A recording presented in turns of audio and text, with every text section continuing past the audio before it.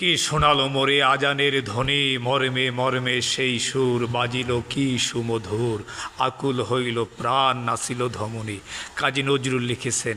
একই জায়গায় মসজিদ, আবার ওই যে হিন্দু ভাইদের শ্মশান, সম্প্রীতির বাংলাদেশ। এর চেয়ে জলজন্ত প্রমাণ পৃথিবীতে আর আছে বলে আমার মনে হয় না। মানব প্রেম হচ্ছে বড় ইবাদত, বড় বন্দুকে। মানুষ, প্রত্যেকটা মানুষের ভিতরে আল্লাহ বিরাজমান। এই যে হচ্ছে শ্মশান, আবার এই যে হচ্ছে মসজিদ, একই জায়গায়। পৃথিবীতে এরকমের ঘটনা আর আছে বলে আমার মনে নেই। হিন্দু হোক, বৌদ্ধ হোক, দোপা হোক, সারাল হোক, খ্রিস্টান হোক, বিজাতি হোক, বিদর্ভী হোক, যাই হোক, প্রত্যেকটা মানুষ আল্লাহ সৃষ্টি করেছেন। প্রত্যেকটা মানুষের ভিতরে আল্লাহ বিরাজমান। তাই মানুষ হয়ে মানুষকে ভালোবাসতে হবে। মানুষ হয়ে মানুষকে সম্মান শ্রদ্ধার এক্সপেক্ট করতে হবে। মুসলমানের জন্য কোরআন রয়েছে, মুমিনের জন্য কোরআনের দিক নির্দেশনা দেওয়া হয়েছে।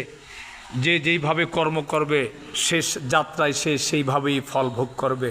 ভিডিওটা জ্বরের গতিতে শেয়ার করে দিবেন, যাতে প্রত্যেকটা হিন্দু ভাইদের হাতে হাতে চলে যায় যে মুহাম্মদ সাল্লাল্লাহু আলাইহি সাল্লামের যে ইসলাম, সেটা কত শান্তির, সেটা কত সহানুভূতি, ভালোবাসা, ভ্রাতৃত্ব বন্ধন।